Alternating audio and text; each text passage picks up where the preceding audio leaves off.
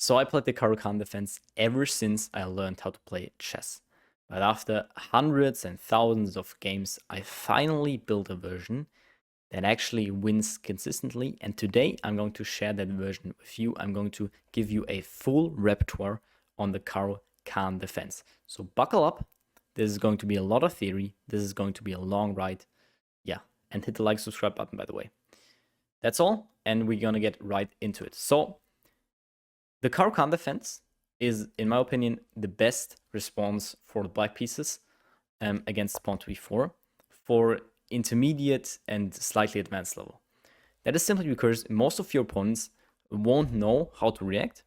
And second of all, the ideas and concepts are often very, very simple, and it's a very solid opening.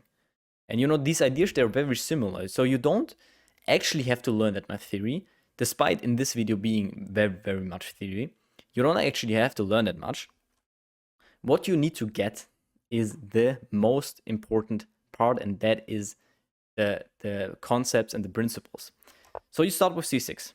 This is obviously the Caro-Kann defense. c6, and now your opponent probably goes d4. There are other responses, which we'll cover, knight c3 and knight to f3, or bringing the bishop out to c4 immediately, but d4 is the most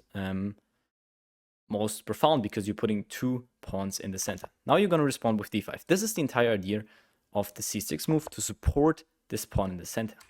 And now we're going to look at this version. We're going to look at the exchange variation first. There are a lot of different variations. So the main ones go e5, that is the advanced variation. Then we have the exchange variation. We have the classical variation with knight c3. And that's basically the big three. The big three, I call this the big three Caro-Kann variations. There are sidelines. For example, pawn to f3. For example, here, that's bigger sidelines. There are sidelines with early knight c3, and it's called the two knights variation. But if we go for this, then there are these main variations. And we're going to cover the exchange variation first. And that is e takes d5, c takes d5. And what we get now is you exchange the c pawn for an e pawn, which is principally good. And after knight to f3, you play knight to f6. And after bishop to d3, you pin this knight here. So your development looks really, really easy. You just put all your pieces out, play e6, and play bishop e7. Basically, you follow opening principles. Play knight c6, play knight f6, put your bishop out, put this bishop out, pin here, attack this pawn. He's probably going to have to play c3. And that is how most of your games, if you play the exchange variation of the Caro-Kann defense, are going to look like. So, for example, we get castles, knight c6, you put pressure here. Now to play c3, defending this pawn, you play e6, bishop to g5, bishop to e7, knight b to d2, castles, rook e1, and now you go bishop to h5, trying to trade off this light squared bishop here. And obviously, looking at this, this is the, I think, variation of the Caro-Kann exchange defense that you're going to get the most. But it's also a variation, you don't have problems here, right? What you're gonna see, what you're seeing actually here, is a Karpov pawn structure, right? If you know, the Karpov pawn structure is characterized by this majority here on the king side for the black pieces, but a minority on the queen side for the black pieces, and this majority here on the queen side for the white pieces. And obviously this structure mostly exists the other way around. So when the white pieces have this minority, for example, in the Queen's Gambit exchange, and you just have the Karpov pawn structure, which is why you, probably after you exchange this, right, you're gonna go for rook b8, b4, this, maybe they're gonna play a3, a5, right? This is basically your plan, and that's very easy. So I don't think that's great of a challenge here. This very simple variation, if they put the bishop here on d5.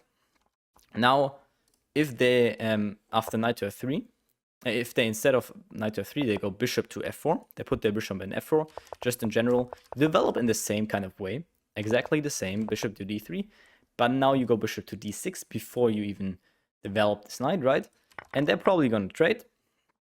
And now you simply have the same position, but with exchange darks with bishops. And I even like this position more for you, because in this position you can immediately play rook a to b8, trying to go b5, b4. b4, b5. No, the other way around. b5, b4, right? This is immediately what you're trying to do, and this is in general the plan you should go for as the black pieces. The other plan with f6, e5, in most cases doesn't really work. So this is the plan you should go for.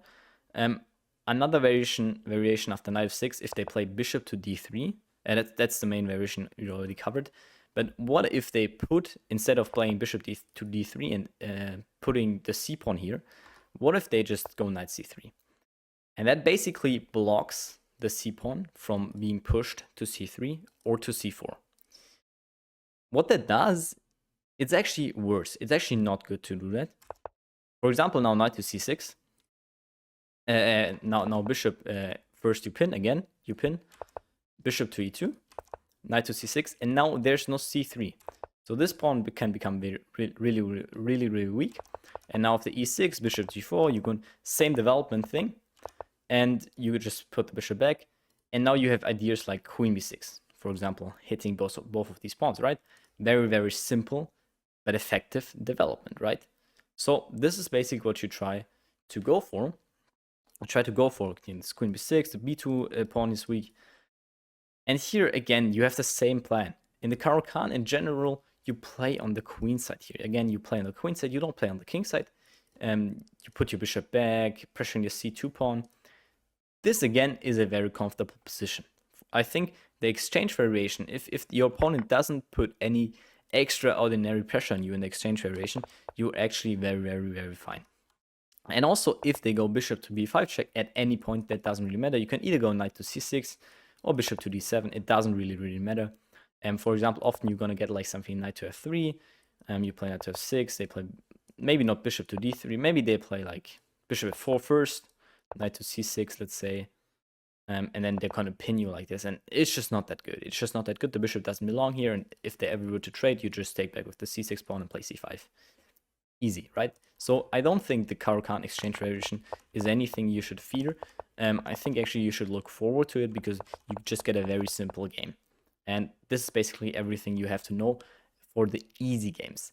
Now there is a variation that I want to cover, and we're already here after c6, d4, d5 takes. This is the exchange variation, and that is the variation that is actually bishop to d3, knight to c6, and now c3. And this is the main line. So we cut right now in the main line, and the main line on top level now continues after knight to f6, bishop to f4.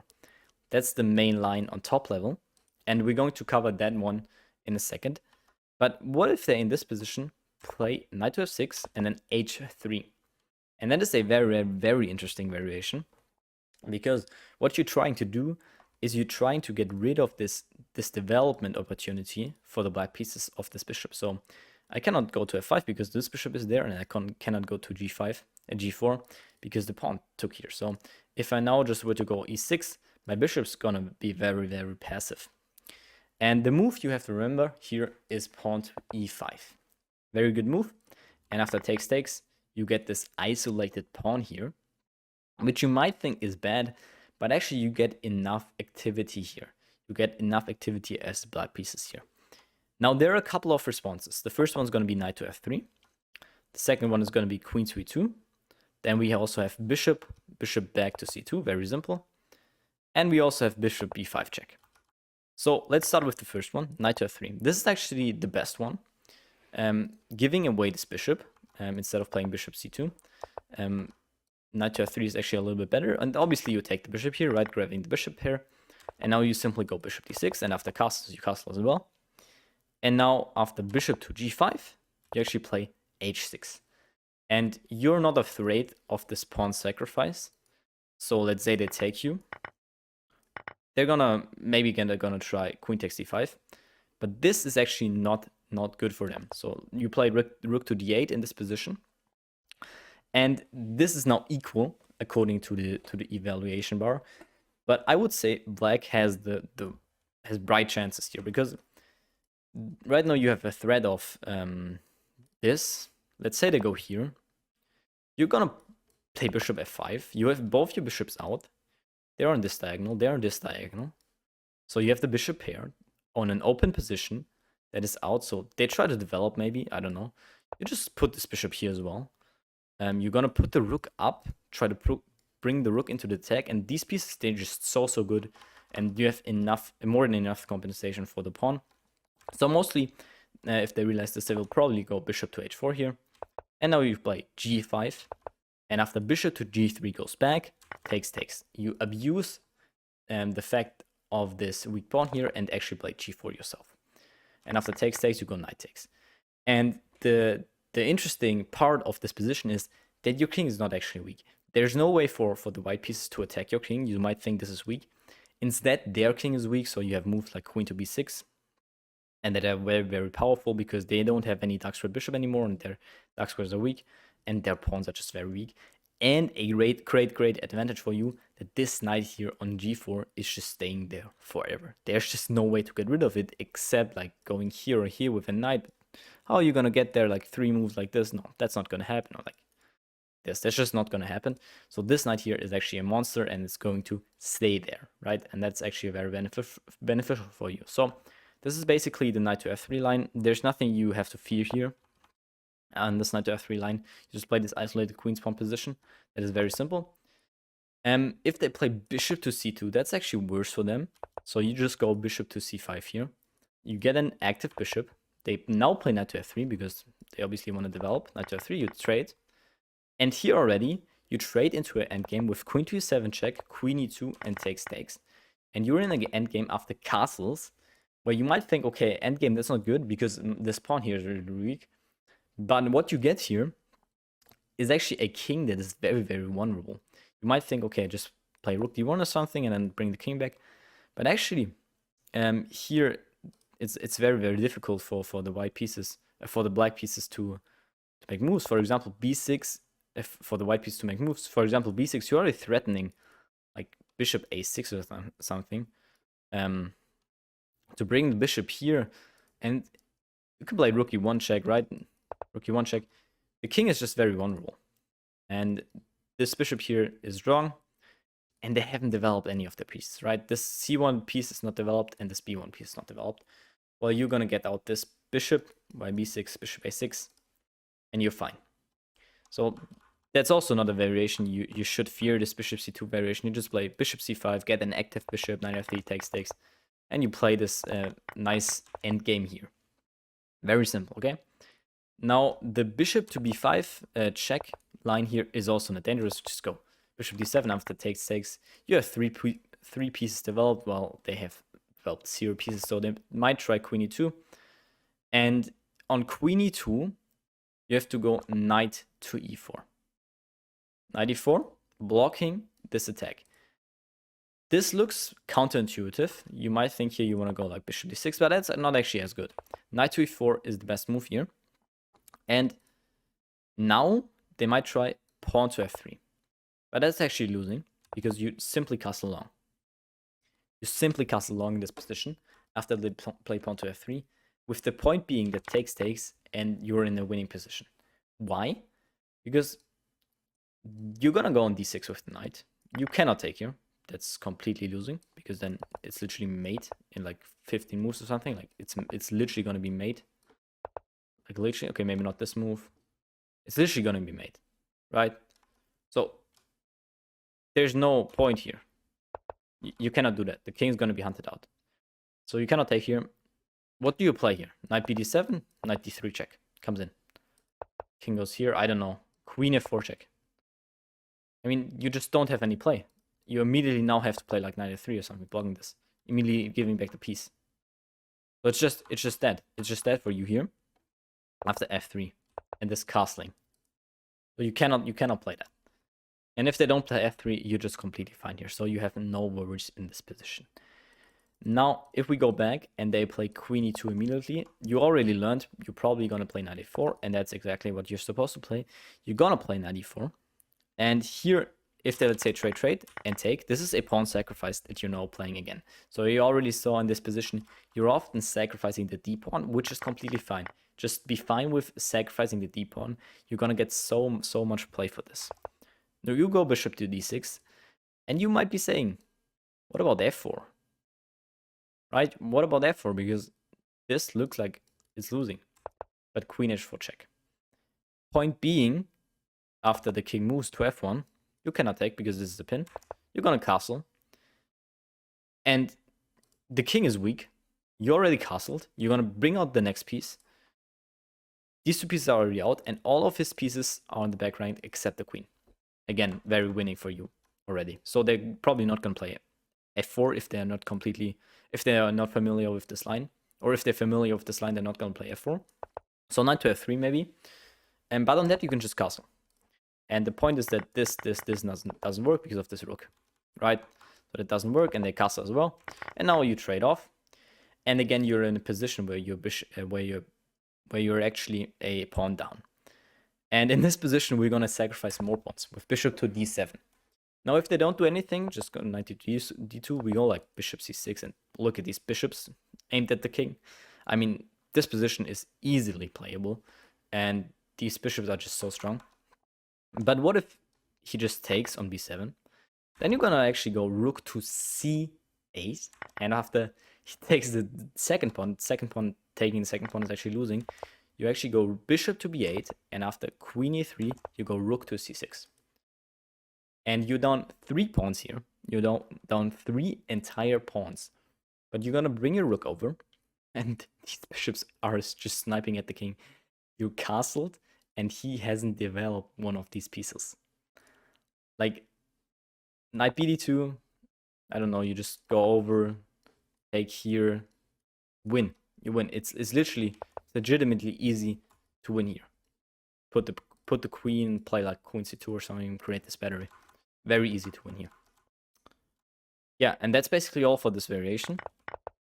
If they don't take here, I mean, you're gonna go bishop c6, like maybe like this. Now we're gonna go quickly look at the main line, because again, you're not gonna face this, like knight c6, c3, and bishop knight f6, bishop f4. You're not gonna face this often, because if you face this kind of move order here, you're probably playing against somebody who knows how to play the Caro-Kann exchange variation, because this is the main line at top level, and they don't bring their knight out early, and basically this is the main line. But again, anyone under 2200 on chess.com is not going to face this often. Bishop to g4 is what you play in this position, and queen to b3 is what they play. They don't even like the spin, they just play queen to b3, and now you go queen to d7 defending, and after knight b to d2, you go e6, they go knight g to f3, and now you sacrifice the b7 pawn by going bishop to d6, takes, and now after queen takes b7, you go rook to b8, sacrificing this pawn and playing for this b2 pawn, and after queen to b6, you gotta be careful, you cannot be taking immediately, because then this, and the rook's gonna get trapped, so you first have to castle, and then there's no problem. After they now go bishop to b5, you can go rook to b6, kicking the queen away, and now knight to e7, moving the knight away. You're gonna play a6, take here, the bishop's gonna retreat, they're gonna castle. Easy position. Again, after you take here, you attack maybe the c pawn. You play on the queen side again. I also think that this is easy to play for black. So I quite like the exchange variation. This is basically all the lines you have to know in the exchange variation. And I think I quite like it, because it's very simple, except this this try with h3. Now, another thing in the exchange variation is after like this, again, we get the same thing, right? Takes. What to do if they play pawn to c4?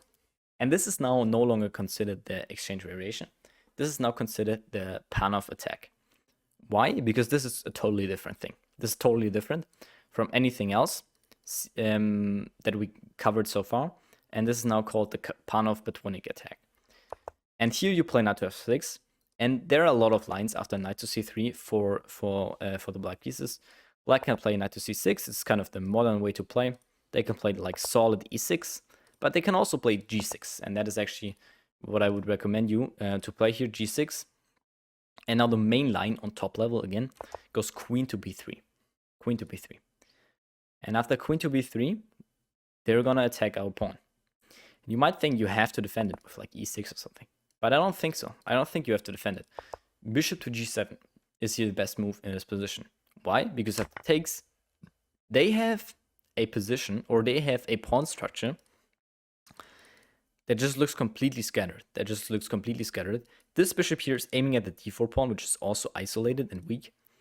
And they just have isolated double pawns in the center of the board. And that is just not going anywhere. So even though they won a pawn, it doesn't really matter because you're just going to win it back, right? You're going to play knight b to d7 and knight to b6, and you're just going to win it back.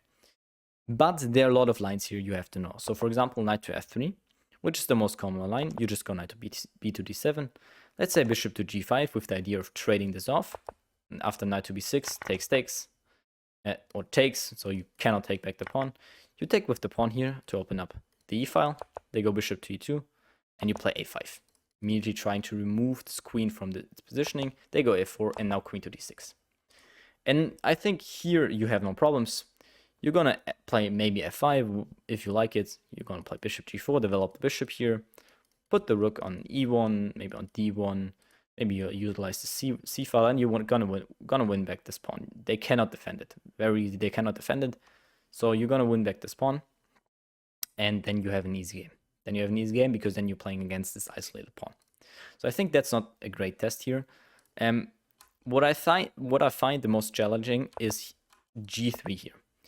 g3 is a really rare sideline, but g3 actually prepares to defend this pawn really often.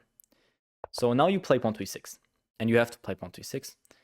Why? Because if you don't, let's say you go for the normal plan, knight b to d7, trying to defend this. They're just gonna go bishop here, defending. You're gonna go here, and already they have 3 defenders, which you could say is fine. Let's say now, I don't know, they play knight to e2, and you play now, I don't know, bishop f5 or something. You're just trying to bring out, queen to d6 or something. You're trying to double up here. He goes knight to f4. And now this pawn is defended 4 times. And you're just never really going to win it back. So this is why g3 here needs to be handled with pawn to e6. g3, pawn to e6. You give back that pawn. So they're now up a full pawn, but you're probably going to win this. You also sacrifice the b7 pawn.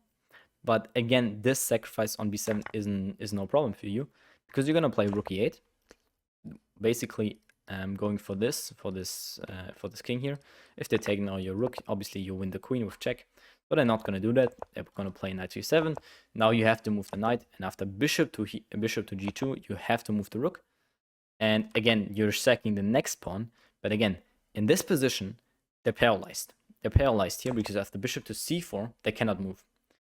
They basically have, it's very difficult for them to move here because the king is still in the center and the king is not getting out of the center. You cannot castle because then you're going to lose a full piece. You cannot move this bishop because if you move this bishop, well, then I just take on b2 and add another attacker here. You cannot move that one.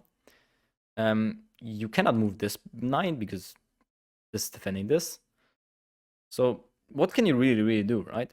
So this is a very good position for you, even though, again, you're down 3 pawns. But the position objectively is equal. But if the position is equal and you're down 3 pawns, you're probably winning, right? You're probably getting some material, or you probably have such great pressure. So I think this is really easy for you here to play these variations. And, I mean, there's just nothing he can play. So that basically covers the move pawn to g3. There are other moves here. For example, bishop to e2. Bishop to e2 has the same idea as g3 to defend with the bishop. But our advantage is after bishop this, we play knight b to d7. We can play that. And after knight b6, knight to e2, we just go here. That's the difference between g3 and bishop g2. We can in fact trade off this bishop, and after takes castles, we go back here, and you're going to win this pawn back. And knight to f4 is played maybe, but then queen to d7. You put the rooks here. After you won back this, you put pressure on the d pawn, and you should have an easy game. So those are basically all the lines except for bishop to c4. So for example, there's also bishop to c4, which immediately guards it. But I think this is also not strong because after knight to b to d7, again our standard plan, going knight b6, and they go knight g2, you go knight to b6, targeting this bishop. And after castles, you actually don't take the bishop. You don't want to take the bishop, you go bishop to f5. With the idea that after knight to g3 attacking our bishop, saying you're so stupid you have to move it back, we actually go bishop to c2. And that's actually the best move here, because you're deflecting this queen off the defense, and after this you take here. And now you're gonna win back the pawn because let's say they go back. I mean, now there's just no defender here anymore, and you traded this bishop. So this is actually a great way to play. Remember, in this variation, if they go bishop c4, just go for the standard knight to b6, but also this deflection of the queen here. So this covers all the variations with queen to b3. I hope you understood them so far. I don't think it's a great problem of sacrificing these pawns here. Now we're going to look at something that's probably more common in your games than the main line with queen to b3. And it's actually this, and after c takes d5, that's basically the move that you're going to face more often than queen to b3 in this position. And you're just going to take back because now there's no queen here on b3. And if they trade, by the way, this is very, very bad. This pawn is going to fall. So they're probably going to play bishop c4. Knight to b6 is going to be played. They're going to go back. And now bishop to g7. And you can already see how you're putting pressure here. Knight to f3, castles, castles. Knight c6, you play d5, and you're going now knight to a5. And you just take this bishop. You have pressure on this one. And it's easy. You can take this knight if you like to win back this pawn. But you don't have to because it's actually quite a strong bishop. If they go d5 earlier, so for example, they play d5 here, that's also no problem because you can, again, just castle. And knight to f3, and just play bishop g4. You again could take here if you really wanted, but I don't think it's strong because also this bishop is still here, so this doesn't actually make any sense. Just bishop g4 now, like this, right? We just play this, put knight back on f6, put pressure here, take here. Simple, very, very, very, very easy. But what if in this position, instead of bishop c4, they actually go queen to b3? And here you simply go knight to b6, again, same thing. And the best right here is bishop to b5, and after bishop to d7, the best they can put pressure is knight e5, and after bishop to g7, they play knight to e5. Sorry, knight to f3, and then bishop g7, and then knight to e5. And this looks scary at first, because you might be thinking, oh, I cannot really take, because then play like this. But it's no problem, because you can simply castle. And after they take, you're gonna take back with this one. With this one, it's also fine to take back, but I like taking back with this one because after, let's say, castles, you can simply play knight c6 and attack the pawn once again, right? So very simple, very, very simple. No problem for you here in this line at all. Other lines are also after this, they could go bishop to b5 check, which looks a little bit scary because you might think you cannot block, but you can actually block easily. And here you have to remember a little bit, because after queen to b3, you play knight takes c3. That's the onlyest thing where you play knight takes c3, and after b takes c3, you go bishop to g7. And that's basically this line. You have to be careful here. You can mess up here. For example, if you, I don't know, a knight to b6 back. I don't know, that's not messing up. Say bishop takes here. That's quite bad because now you could just take here, right? It's gonna fall. So you have to be a little bit careful here. Also here, knight takes here is no problem. Just bishop takes here. And then the knight's gonna have to move back. You have this bishop. But the Panov attack can also be played a little bit worse. So for example, people play this, but they don't really know like these most, like this is the best thing to do if you want to put pressure. But they also sometimes just go knight to f3. They just play like very simple. And in these lines, you have a really, really easy game because after castles, you just go knight c6. And after, let's say, h3, they prevent your bishop from developing to g5, which is good. You just take here. And now they have to play with this isolated pawn. And after the take back, you play b6 and go bishop to b7. That's the best move here for black. You play against this isolated pawn. In the best case scenario, you get something like this. Let's say this, rook c8, bishop goes back, e6. Something like this. That is like the best case scenario. And now black is better because black blockaded this isolated pawn with a knight. They have a nice bishop. They have this nice bishop. And white just has no play for, or no compensation for this worse structure.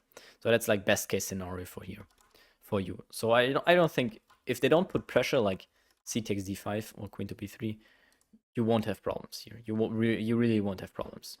What your opponent in this position could also try to play is not knight to f3, but bishop to g5. And that's an interesting move because you're trying to get rid of this knight, which is defending the center. So after bishop to g7, you have to play that. They will capture here. And now this pawn in the center of the board is hanging. But I actually think, again, you can sacrifice the pawn here. So let's say c takes d5, take with the pawn. You get a very similar position then to what you got in these other lines. With like queen to b3. You just castle here. Bishop c4 to defend this. Queen to b6, immediately attacking this. Right, so you immediately have counterplay. Knight ge2, and now you just take on b2, so you already got your pawn back. After queen a3, you're probably gonna win back this pawn. I mean, put your queen back on a6, put this knight on b6, put the rook on d8, so I don't think there's any problems in this line.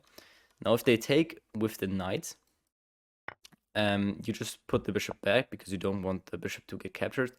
And the problem with taking with the knight is that this pawn behind the knight is always hanging. So let's say they moved just the knight back. Well, then you could take the d4 pawn and they wouldn't have gained anything. So in most cases here, let's say knight to f3, you go knight to c6, right? You put pressure on this the pawn behind, castles, and bishop g4. And after rook e1, you're just gonna take and go e6. And now the pawn in the center is gonna fall, and you take the pawn. Very easy. And if they take here, you have this, right? So no problem for you here. In the line where you capture the knight, you're guaranteed to win back the pawn. So I don't think that this variation with bishop to g7, with bishop to g5 is dangerous. It looks kind of dangerous because you at first glance will lose this pawn, but in reality you're gonna win back this pawn very easily. So that basically covers everything after e4, c6, d5, and takes. That covers everything. So now we want to go over the knight to c3 variation, and that is called the classical variation. And I think actually this is one of the strongest responses to the Caro-Kann defense, because here you have to take, and after the knight takes, white is left with this central pawn, and you just have the c6 pawn. So you kind of lack space a little bit, and also development, so you have to catch up with that. The main line here is bishop to f5. And I played bishop f5 for most of my career, or for most of the time I played bishop f5. But I just thought after bishop f5 and bishop g6, knight g3, bishop goes back, maybe actually I think h4. I don't know what the theory was. H6, you go back here, knight f3, knight d7, something like this. It just was always the same. You got something like this, I think. And it just ended up being the same thing every time. And also not just short castles, for example, like bishop d2, knight f6. Like this, and now you have to play this with bishop e7. The knight's gonna jump in the center, like bishop e7, knight e4. You're gonna play something like this, castles. And now, I mean, these positions are playable as black, but I always dislike them because of this g4 move. And white is the only one attacking here. I mean, black... What is black doing, right? g4 is coming, and then h6, and they're just gonna try to attack you. So I've never really liked these mainline variations. What I found was my favorite move against this here is knight to d7, and it is called the Karpov variation because it was popularized by Anatoly Karpov, and it's a very, very nice variation that tries to play the move knight to f6. But on knight to f6, you can also play that in this position. But on knight to f6, you get takes, and you get this ruined pawn structure. So what knight to d7 does is it prepares knight to f6. So the best line here for the white pieces, or the most common line, is just knight to f3. And after knight to f3, you can just play this line. And let's say they take you, then you take back. And after bishop c4, you go bishop f5. And after castles, you go e6, c3, bishop to e7, rook e1, and castles, and you get a very simple game. If you get something like this, very, very easy. And you're gonna get this often. By the way, just don't try to, after bishop c4, don't pin the knight, because then you're gonna get hit with this, and you're gonna hate your life because you fell for this kind of tactic. So here, just put the bishop out at f5. If they're gonna put the bishop on d3, and that's also common, then you can actually go bishop to g4. And here you also have an easy game. It's basically the same thing, but now you just put the bishop on g4. And that's basically what's going to happen in this variation. You're going to develop, and he's going to develop. There are a few ways to put pressure, and there are a few deviations here. So, for example, after this, they could play knight to g3. Then you actually go e6, locking in your bishop. Yes, you could say that, but that's not a big problem for now, because after bishop to d3, you actually play c5. Right away, knight g3, you play c5 immediately. After castles, you go takes bishop to c5, attacking the knight. And after knight to b3, you go back to e7, rook e1, castles. And now this is basically the position you get. And I think this is a very, very, very solid position. You're going to play b6, bishop to b7, snipe at the king, maybe knight d5 or something. There's also this line that after the capture, they play knight to, not bishop c4, knight to e5. Knight to e5. And that is a very, very interesting line, because you're immediately trying to get at this. And here you have to remember one move, and that's bishop to e6. And what you're doing with this move, you're abusing the fact that this knight is on e5, because normally the knight after f3, it's you do nothing, bishop to e6. The knight can simply jump to g4. Maybe not at this right moment, maybe not at this moment right now. But normally, they can do that. So bishop e5, bishop e6. It's a good move because they cannot jump here. They could go back, but then you can move your bishop as well. So, yeah, bishop e6 here. Looks a little bit odd, but it's the best move here. And after bishop to e2, you develop like this. So if they put these early knight jumps, you just develop like g6, this. And this position is actually, I like this position very much, because you just have these very nice bishops. The knight cannot get at your bishop. Bishop e3. And you should be fine here. So those are basically the main lines. There are a couple of sidelines. For example, after knight to d7, bishop to c4. And that line is trying to put pressure. So for example, knight gf6, you follow our plan, right? We want to develop this knight here. And now knight to g5. And you see this is looking like a little bit like Italian style, where you attack this f7 pawn. But you simply play e6. And e6 here, yeah, just covers the threat of bishop takes or knight takes f7. And now they play queen e2. And this move here, you have to know. Because if you now lazily develop with not knight b6, that's the move you're supposed to play. Bishop to e7. Then you're going to get hit with knight takes f7. And after knight takes f7, just king takes f7. Queen takes e6, and now let's say you go back here, you're gonna get mated in 1. So, you know, mated in 1. So you have to go to g6, and then it's also mate. It's also mate, but just two moves more. So, yeah, knight takes f7 here is devastating. So you have to play a move that defends this pawn once more, and that is simply knight to b6. You attack the bishop, but also defend this pawn here with your bishop. And that's basically the entire point. So this sacrifice on f7 makes 0 sense now, because there's just this bishop, right? So here they're gonna play either bishop to b3 after you go a5, or they're gonna go bishop to e3, right? And that's basically the main moves. Simply here you play h6, and after knight g goes to f3, you now go c5. You strike at the center, they go takes, and now knight to e5. You bring this knight back, because now there's no purpose for the knight on b6. And after this knight goes here, you bring the queen on c7, and that's basically it. You're gonna castle, play bishop to d6, like it's a castles. You're gonna also castle.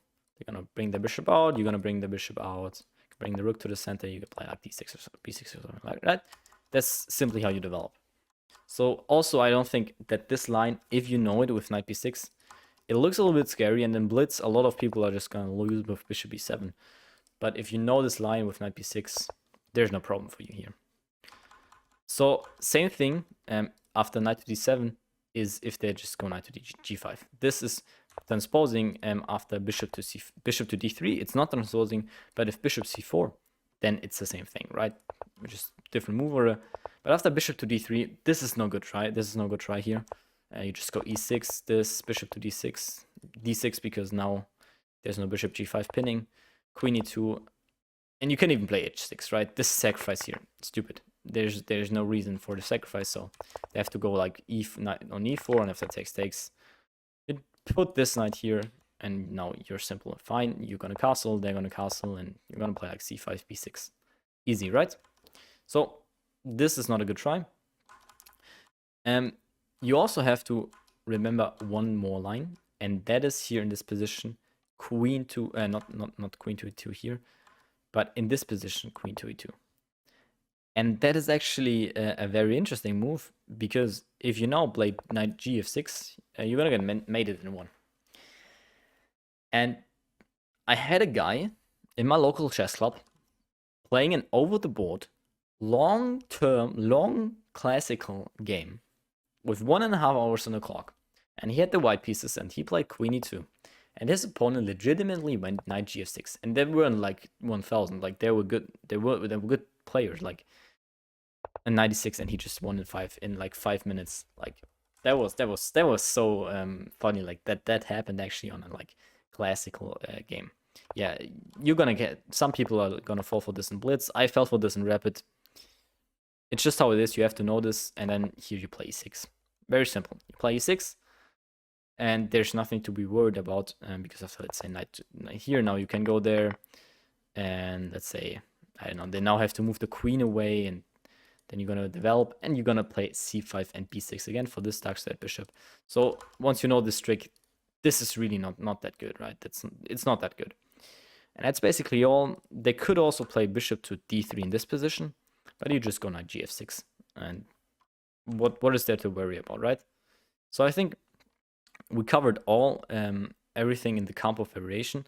The Karpov variation is a very solid opening. You saw, if you don't fall for any of the like early tricks that like black has, you play with a5 if the bishop comes here. It's easy. I think it's really easy. And I like this much more than the bishop f5 variation, because in the bishop f5 variation, yes, it's easier to study because there's basically one line. But still, I like this much more. So the next variation that we're going to cover is the advanced variation. And obviously, pawn to e4, c6, d4, d5. The most natural move, in my opinion, to play is e5. Right? This feels good. Pushing feels good. You already have the center. You push the pawn forward. This feels good. You take away the natural developing square of the knight. But actually, this variation, for most beginners, this variation is going to be so good for you, because people don't know how to handle this d4 pawn here, and you're just gonna put pressure on it after you play like c5 or something. Now, what you're gonna play here in this position, you're gonna play bishop to f5. That is the main line for many years, but nowadays people like to play c5. And before we start with bishop f5, I'm first going to explain why I don't like c5 personally. Yes, it's really good if they just play c3. Then it's really strong. That f3, something like this, that's just very strong for you. If you get something like this, very good. But the point is, once you play against an opponent who has seen this like once, they're just gonna play d takes c5. And I don't like the positions you get after d takes c5, because let's say you play this knight c6 move. Well, then they're gonna pin you. And obviously you cannot really get rid of the bishop, because then just gonna take it en passant. So you have to play e6 here, attacking this pawn, but then they're gonna play bishop e3. And they get 2 pieces out, and they get an extra pawn. Let's say you now go here. Well, then just gonna go c3, preparing to put the bishop in the center. If you now go on g6, they're just gonna play f4. And you're basically already lost. If you go on f4, well, then they're gonna put the bishop on the center. If you take,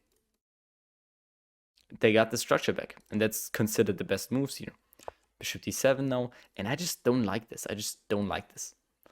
And you know, you can play this, but I just don't like this. Even if you go for this early line like e6 here, attacking this, they can play bishop e3. And if you now go knight d7, attacking both, which is the best move, they can again pin you. And I personally, I just don't like this. You play a6, they go like here, and after knight e7, again, they get this position where they have an extra pawn, just personally don't like this. I can even play like b4, defend with like a3 because the rook here in the corner is defended by the bishop. So I personally don't like this, and I think the much more solid move is just bishop to f5. So we are going to play, instead of c5, bishop to f5. And now here the best move is, or the most common played move here is knight to f3. Knight to f3 is called the short variation because it was popularized by Grandmaster Nigel Short. And here there are a lot of variations. The best for white after e6, you first play e6. The best here is like bishop to e2. And I'm first going to show you what's best, and then I'm going to show you what's like not so good. So after bishop e2, c5 is played. You play the same idea with c5, but just later. And now d takes c5 here is just bad. Those moves are just not good. So if your opponent knows what they're doing, they're not going to play c3, although c3 is very natural. They're going to play like bishop to e3. And then you go queen to b6, defending this pawn, because this was attacking the pawn once more. You're going to go queen to b6. You're going to probably go knight to c3. You're going to go knight to c6. You're going to castle. And now you're going to take on b2. The reason you have to memorize this is because there are two lines that are really, really dangerous here. Number one is knight to b5. And on that, there's this threat of knight to c7 check, but you actually ignore it and play pawn to c4. Pushing the pawn forward and basically making sure you win this, but also just sacking the rook in the corner. And after king to d7, the rook is completely sacrificed. You're down a full rook, but you're gonna win this pawn, this knight at some point. And you can now play bishop takes c2. With the point that this queen is attacked, the queen probably is gonna go to c1. And now you have this move bishop to a3. And they cannot really take you because then the rook had to go like to e1. So you just have very active pieces here. You're gonna play knight e7. And you're gonna take the knight. And what happens then is basically that you're probably gonna win this pawn. You're gonna move this bishop back. And you're probably gonna move your queen back at some point, and you're just gonna push your pawns on the queen side. And what will happen is that even though your opponent has a rook, that doesn't matter. It doesn't matter at all. Because your king is safe on d7. Your king is really, really safe on d7. There's no attack against your king. And there's also like nothing they can do with this rook, right? So a sample game would be, for example, takes. And here it's actually best to play like this and sack back the exchange and hope for something. But here in this game, they try to hold on to their material advantage. And you just developed. They played bishop to d1, bishop to d3. You went bishop c3 attacking the rook. They went bishop e2. You traded all these pieces, eventually winning the d4 pawn. The rook went back, and you took the knight in the center, in the corner rather. You traded off your knight, and you're still down this exchange. But after pawn to b5, rook to b1, king to c6, your king is incredibly safe. You have these two pass pawns here, rook fc1, knight g6. You're gonna attack this one. The rook has to again go back and just king c5. And here in this position, white even resigned because this position is totally hopeless. You're gonna play a5, b5, a4 this, or you can also just push and bring your king forward. Even though you're down this exchange, again, this is just very, very simple. And I put the sample game in just to illustrate that this rook sacrifice in the corner is completely playable. So you don't have to be afraid of that at all. So if they don't go for knight to b5 after they take here down there, they can go for this tricky move queen e1. Queen e1 is actually defending the c3 knight. So now they're preparing moves like rook b1 or something. Now you actually take here in the center. And after the bishop takes, you take again. Knight takes. And then you play bishop to b4. This attacks the knight once more. The reason you take here again is simply that the bishop cannot retreat back. And after this knight now goes to b5, you play bishop a5, defending c7. Rook to b1 is played. Queen takes on c2. Rook to b3, defending this. Knight to e7, developing. Knight to d6 check. That's actually not a threat here. You might think knight d6 check is bad, but just king f8. And if they now take on b7, you just play bishop b6. And this is obviously no problem here for you. So you take on b6 here. And that's basically what you get. And I think this position, it looks complicated again, but I think you have great chances here because, again, you're up a pawn. You have this pawn. It's technically equal. But I think you're just gonna play like h5, and like to prevent g4, h5, maybe like g6, and then just king g7, bring the rook slowly in. This knight also looks a little bit weird here. I mean, probably has to go back to d6, right? So I think this line looks scary, but once you memorize the moves, with like knight here, bishop b4, and the knight goes there, bishop a5, I don't think there's any great struggle here for you, if you know the line. In this position, instead of playing the knight here, they can also go rook to e1, and here you have to be a little bit careful. You're gonna trade into this endgame with bishop takes c3, rook takes c3, bishop takes on e1, rook takes on e1. Now you have to play b6 to defend the pawn here. They're gonna check you. You're gonna play king f8, and then they're now gonna take. And this is basically the endgame to play. I would recommend you to practice this endgame a little bit, because you have a worse pawn structure. But this endgame is known to be holdable for black, and you're just gonna develop your knight, bring your rook to the center, and attack the c pawn.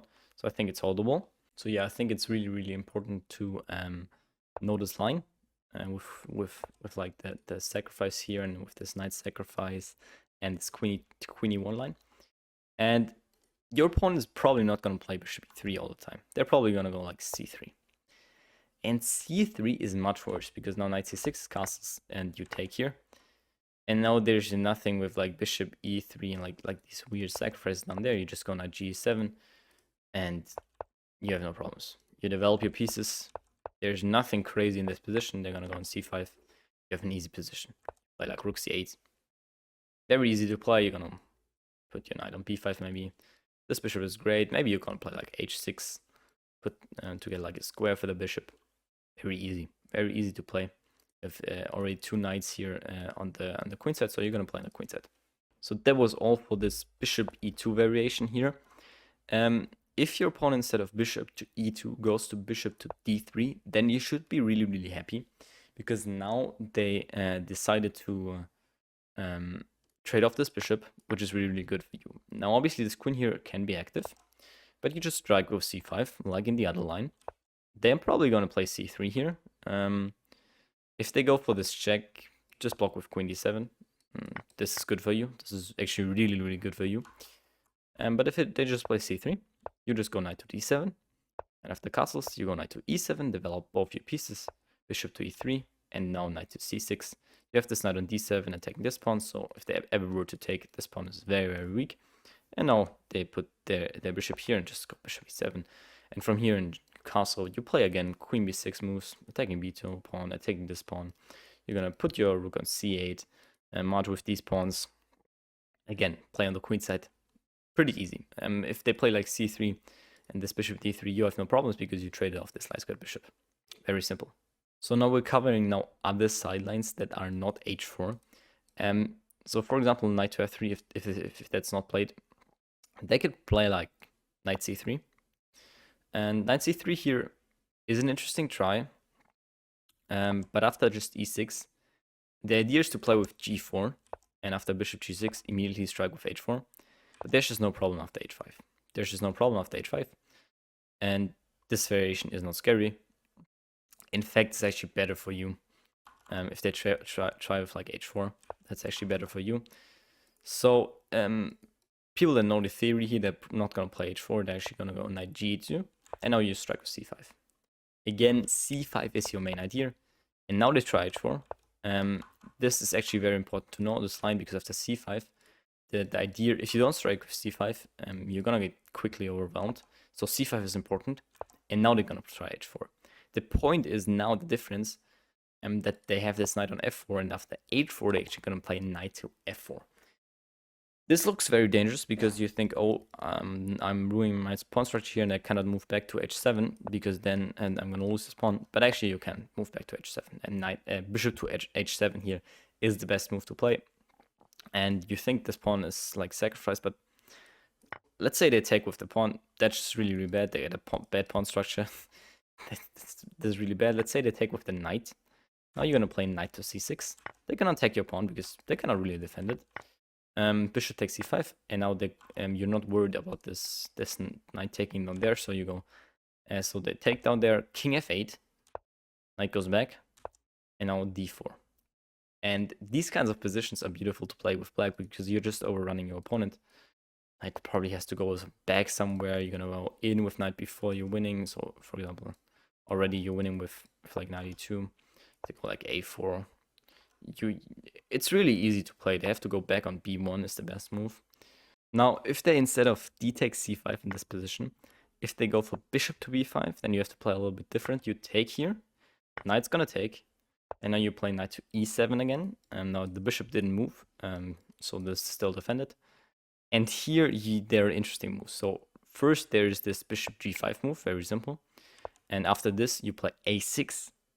They think they got you there, but actually after a6 they take you, and you can take back with this knight because after this you would be able to take here and also threaten this fork, and obviously threaten the bishop. So what you would do, what they do instead is they go queen to d2, and now you go queen to b6, and again you have the same ideas. You're attacking b2, you again have knight b4 in the position, you have knight d4 in the position. Really easy to play. But there's this, instead of bishop to g5, there's this crazy move, bishop h6. And this move is just trying to get you to take, because then it's checkmate with the knight, like 1-in-1. But you're just not forced to take. You're just not forced to take. You again trade this off, the queen is attacked, the queen goes to f4 now. And there's no reason to lose your pawn in this position, so you go rook to g8, and again have an easy position. Why? Because you go bishop, queen b6, knight b4 again, same ideas. As always, this pawn in the center is also really weak, so you can target this with your queen as well. And there's just no problem here, but you have to know this. This looks very dangerous, but it's just really not.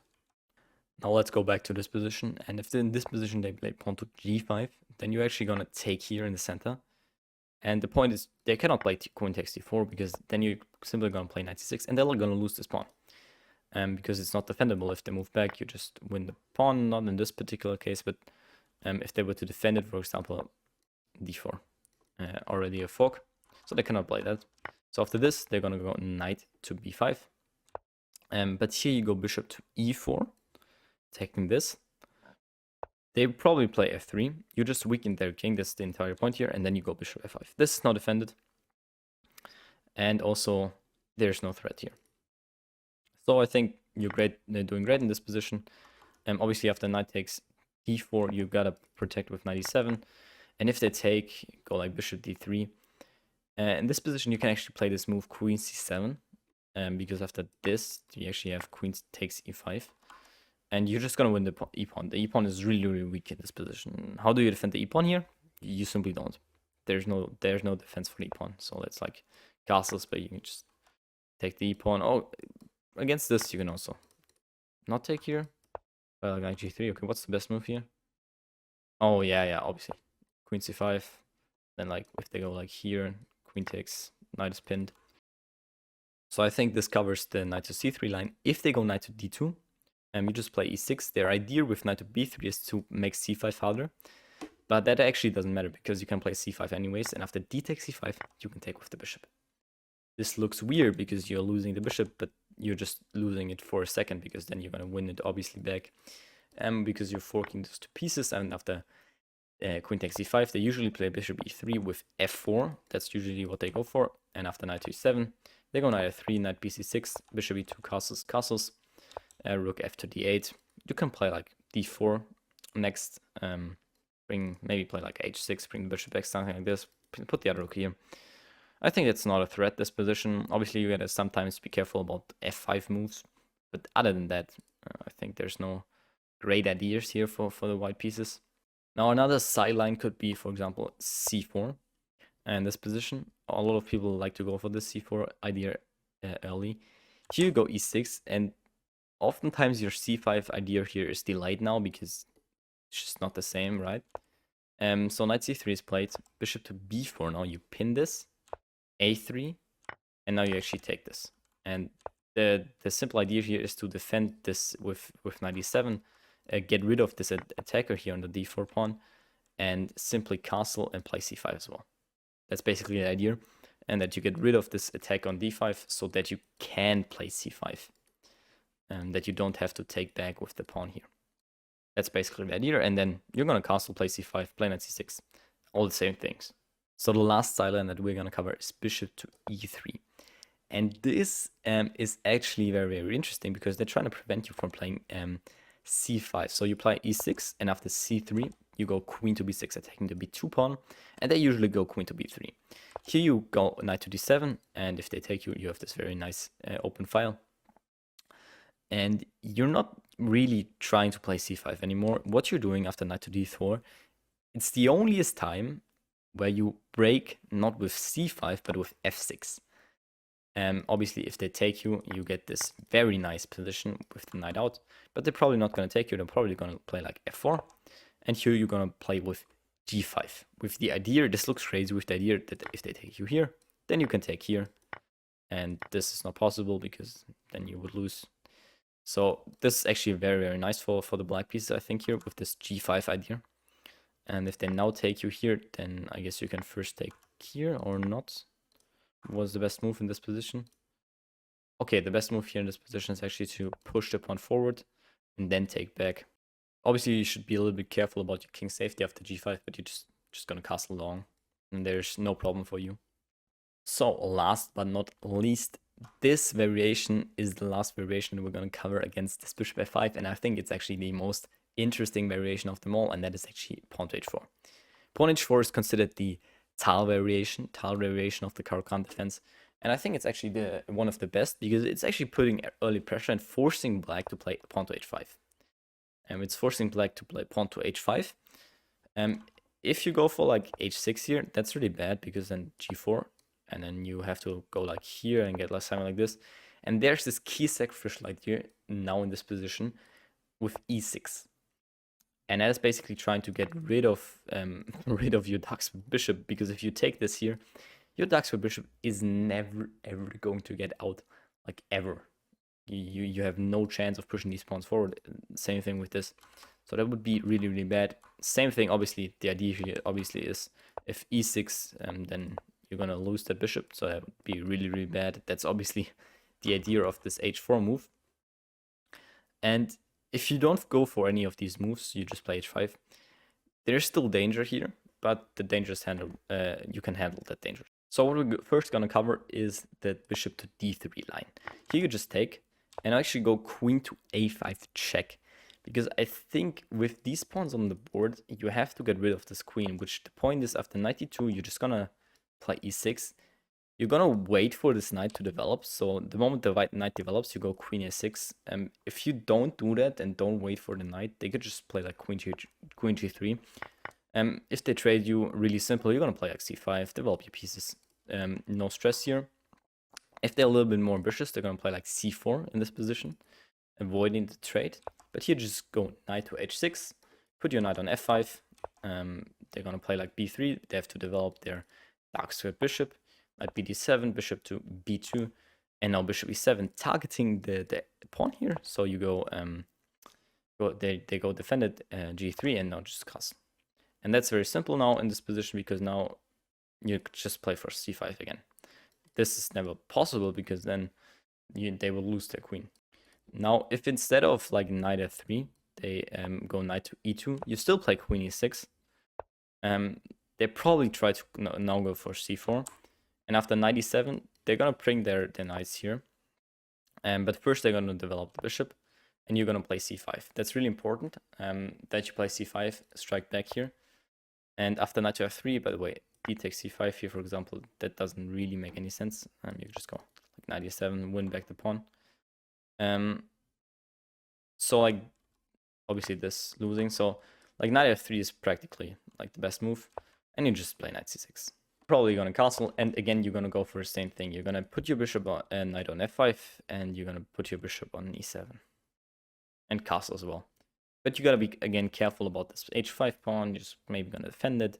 You'll see how the position develops. And if they don't go for this bishop to d3 line, they're probably gonna go for the c4 line, right? The c4 line, I think, is the better move, and I think it's the more ambitious move here. They try to avoid this trade on d3. So let's say e6, knight c3, knight to e2, and the point here is that after knight g2, you're just developing your knights. And after knight to b3 here, knight to g3, bishop to g6, bishop g5, queen b6, queen to d2, and now you take finally here. Taking at some point is important, and then just long castle. Then you have this very nice move, long castles. And this is the starting position, and I think this is easy. This is easy for you.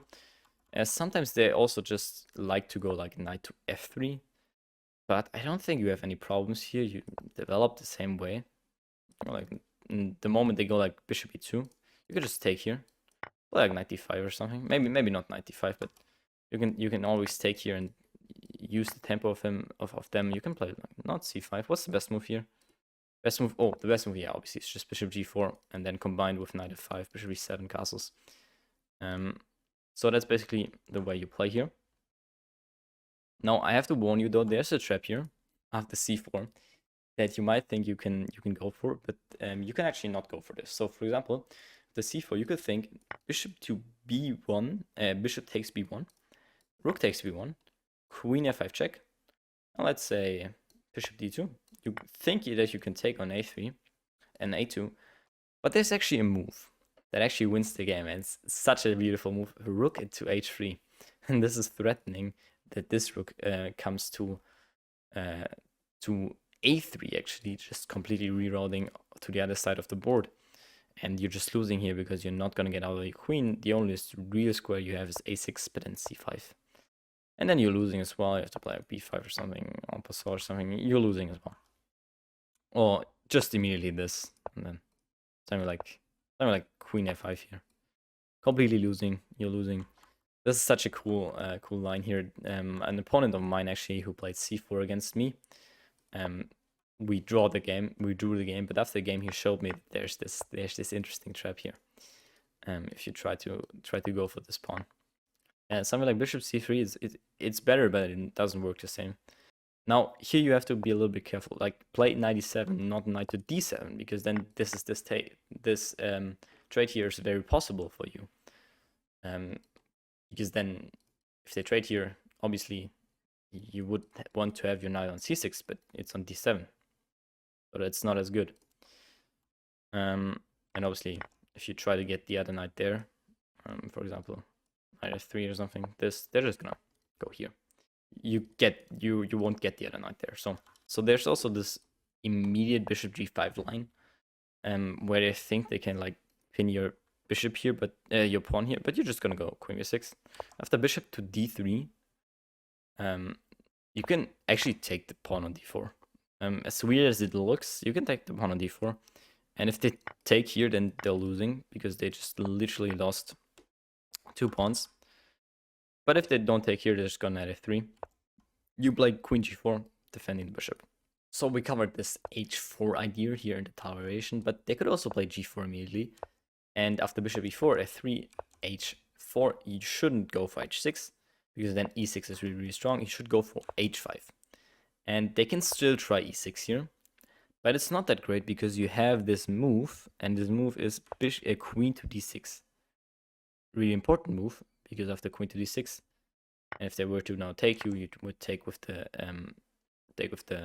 bishop, and obviously you're attacking this. So the threat is to just capture this with check and with the queen. So they take you, and now you take here, knight e7, and now you play e5. You could play e5 immediately, but there's no hurry. So after bishop f4, now you go e5, and you're struck back in the center, and actually now you have just a better center than they have, and you can argue that their king is weak and they overextended and everything, and you're already much better, -1 already. And one thing I forgot to mention previously, if you don't play for c5 here, you might think in this position, I think we covered this before, I said you should play c5 here because they can never play this. If you don't play for c5 here, again, after capture you have this or you have this. If you don't play for c5 here, you might think you can go for knight f5, but that's actually a mistake. because after knight to g3, you're kind of in a pickle here, because if you just defend this with g6, well, this structure is really, really good for the white pieces. This structure is what you want to get. The h5 pawn is going to be weak in the long term, and they're going to put like the bishop on g5 or the knight on g5, and you're just never going to get rid of it. They're probably going to play like bishop g5 here and trade this and put the knight here, and you're never going to get rid of it. So this structure is really, really good for the white pieces. And if you decide to trade, well, then actually they can take with the f pawn instead of the queen. They can actually take with the f pawn. And let's say you just develop, well, they're going to get this f file. And if you now just try to like go bishop e7 and castles, you're going to get mated very, very quickly. With like knight f3, knight g5, queen f3, then you're just going to get mated very quickly. So this is why you should play knight f5. I just wanted to quickly mention that in case you were wondering, why not just go knight f5. And also another thing I forgot to mention, in this line where you with bishop g5 instantly, you play queen b6 and bishop to d3, I said you can take on d4, but please don't think you can like trade and take on b2, because then they have this e6 idea again. Same idea across a lot of different variations in this Tal variation. So I want you to be careful about this idea with e6, this pawn sacrifice. And this is what I think makes this variation so dangerous, this particular pawn sacrifice with e6. So yeah, please be careful about that. So I think this covers this e5 with bishop f5 variation here in its entirety. And what we're now going to look at is this pawn to f3 variation. And this is the called the fantasy variation, the Caro-Kann defense. And I think this is actually really, really good for white if you get the main line. So for example, I a lot of times played the main line over the board. I had a lot of over the board games against the fantasy variation, like 2 or 3 at least. And I always played the main line with like knight f3, bishop g4, bishop c4, bishop d7, c3, bishop d6, castles, knight gs6, bishop knight goes here to here. But I always figured, no matter how actively I set up, he always has this f file. He always has this f file. And they can always try to attack you here with like a3, g4. And I just found it really, really uncomfortable. So what I ended up switching up is going for this e6 variation with the move after knight c3, queen to b6. This is an interesting move because it prevents bishop to e3, because then you could just take. Really, really, really simple. Best move in this position is pawn to a3. Pawn to a3. What does pawn to a3 try? Pawn to a3 actually enables the movement of the bishop actually to d2, because then, let's say I do something, I play knight to d7, which is what you're supposed to play in this position, and they go like bishop to e2 or bishop to e3. Now you cannot take here anymore. Because now, oh yes, knight a4. Knight a4 traps the queen. I just quickly forgot, but knight a4 traps the queen completely. There's no square for the queen to go to. So yeah, this is the point of a3. You play knight d7 after bishop e3 now. You play now knight to f6. The point you play knight to d7 first and not knight to f6 first is the move e5. So in this position, you have to play like here. But if you play knight d7 first, you provoke bishop e3, and now you go there. This move is not playable, because then you would take here. And this is actually just really, really bad. So yeah, this move's no longer possible. They go bishop to d3. Still, same thing. Or they have other moves here, but mostly it's bishop d3, and now you play for c5. And what you end up getting is like knight f4, this. And now you have a very solid position, in my opinion. So what I always disliked against this, that I just didn't get any kind of solid position with this e5 ideas. I just always disliked it, and now I have a very solid position, but it's still played with f3, and I have like this weakness of the diagonals and the dark squares here. So I think that's actually really great. If they go, for example, for bishop e2, then you actually take here first, and then play bishop e2. And after knight to f3, you go for e5. This looks now similar to what we what I meant with this main line, but it's not really the same because you put these bishops here weirdly, and now even though you got the f-file, my bishop didn't pin you, and I castle as well, and you obviously cannot take here because then again, the bishop here.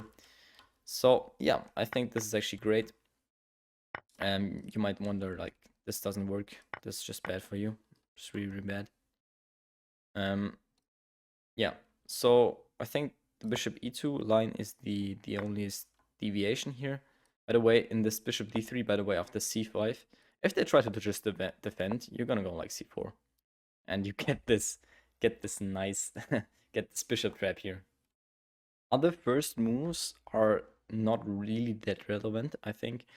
If they push, I mean, you're just an advanced variation where, like, kind of a French defense now, like where they played f3, but that's really, really weird. So, I mean, if they go like bishop e3, you can still like go for queen b6, you attack the b2 pawn. So, still playable. So this is it for the advanced variation. Let's just now cover the last one of our Caro-Kann variations here. And obviously we start with e4 again, c6, and now we go for this, or white goes for this with knight c3 and knight f3. And it is just called the two knights variation, pretty self-explanatory because of these two knights here. Now you could take here and play this in a Karpov type of style. I played this before and it's okay, but if actually white knows what to do, and that is basically delaying, like if they now play d4, then you're just in a Karpov variation, right? Same thing, we already discussed it.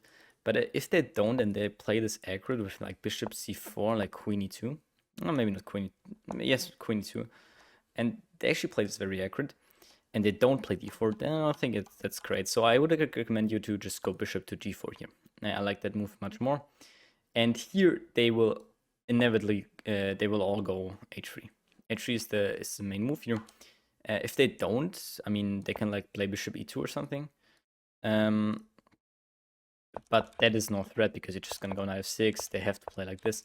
And this will just eventually turn into like a advanced variation type of thing where you play c5 again. Very similar ideas here. And which is just much better for you here in this position already. So they have to play h3. And not this now. And after h3, you take.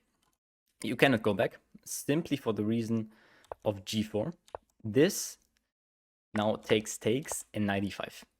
And now there's a huge threat of bishop b4 check. Why? Because knight to d7 and blocking this, or knight to c6 would both lose, because then there's only, let's just imagine I do a random move.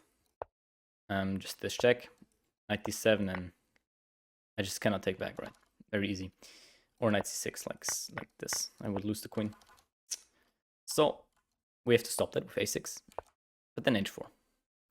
And now you don't have an answer to that. So that's just really bad. You have to play h5. Forget that variation. So after pawn to h3, you have to take, and then queen takes, and just d6. And if you look at this position, it looks very solid because it is. There are now 4 moves that we're going to cover.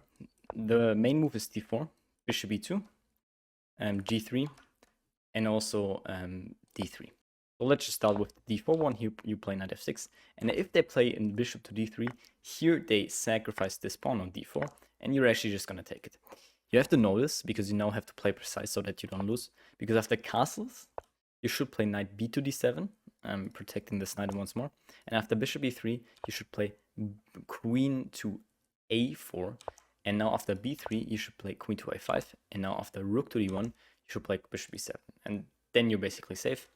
If you like put the queen on a5, you're basically completely safe. You can always retreat. If you, instead of like castles, if they instead play bishop to e3, like they attack you with like bishop e3, then you go bishop to b4 check. Really important to remember this.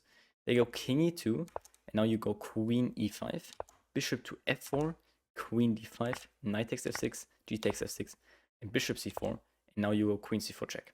And then you're basically fine, because yeah, you check the king in the center, let's say go here, and you just offer the straight. I mean, here you could technically make a draw, but I think you can also like Yeah, I guess that you have to make the draw here if they actually were to go back, but I don't think white wants to draw here, so they're probably not going to go for the draw.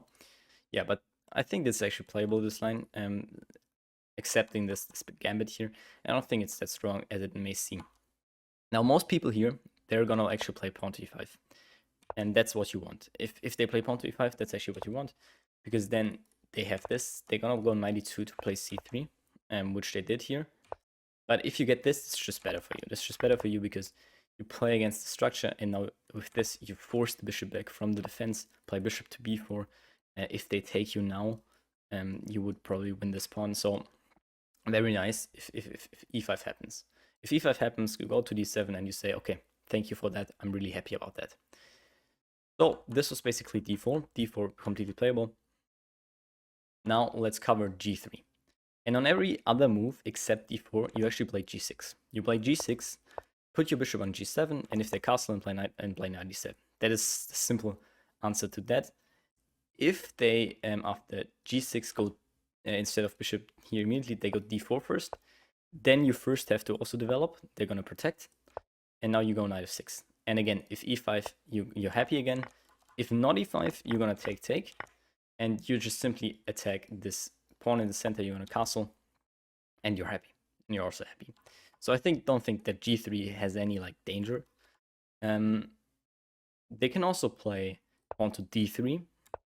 And again, on everything else, we're going to go g6, bishop g7, and same thing here. You just develop like this, and you will be very happy. You will start pushing your pawns. You will castle short. This will be a crazy game because he's going to castle long, you're going to castle short. But your bishop's actually greatly protecting your king, and I think you can have great chances here. If after d3, yeah, that's basically the only line that you realistically have. In d3, this long castle line. Now, if they go bishop to e2 here, then you also go g6. Again, same thing. Castles, bishop g2. And now after rook to d1, you have to remember to play d4. Because else they're going to go d4 themselves. And then it's not so great anymore, because then they have this bishop e2 line. And you haven't played knight f6 with any of this. So you have to go on d4 yourself. And the only way they can go is like a knight to b1. They cannot go to a5 because then you play knight to d7, taking away the c5 square and playing b5 in a moment. So they have to play knight to b1. You just go knight e7, develop, and you're happy again. There's one line like left, and that is actually the line that they go d4 after bishop e2 and g6. And here you also just go bishop to g7, like in the bishop e2 line. And this is what I forgot to mention. If they now go d4, you go bishop g7, bishop e3 now, protecting the pawn, knight f6, and again, you're happy if they push. Castles, now you take, and here you play queen to d5. You play queen to d5, offering the straight, and you're actually really, really happy if the straight were to occur, because then you would be pushing on this pawn. You play knight c6 with rook c8, knight b4, and castle short. That's basically your game plan. And this is all. This is all from this variation. This variation is not too complicated. I think the onlyest thing where you can like get trapped up is in this variation, which is why you have to learn the bishop e3 line here. But once you know this bishop e4 moves, by the way, c3 here doesn't work. c3 doesn't work because you can simply take the bishop here. And so yeah, if you know this line and you know the checks here that you have to play, then you're fine. Then you're completely fine in this variation. Yeah, so this was the entire e4 c6 theory. Everything you need to know about the Caro-Kann defense. And before we wrap it up, I wanted to tell you guys that I'm offering a one-on-one chess coaching class for 30 minutes with me. Just if you're interested in that, click the first link in the description or in the comments. And that's it. Yeah, if you enjoyed this Caro-Kann theory, hit the like and subscribe button right now. And I'll see you in the next video.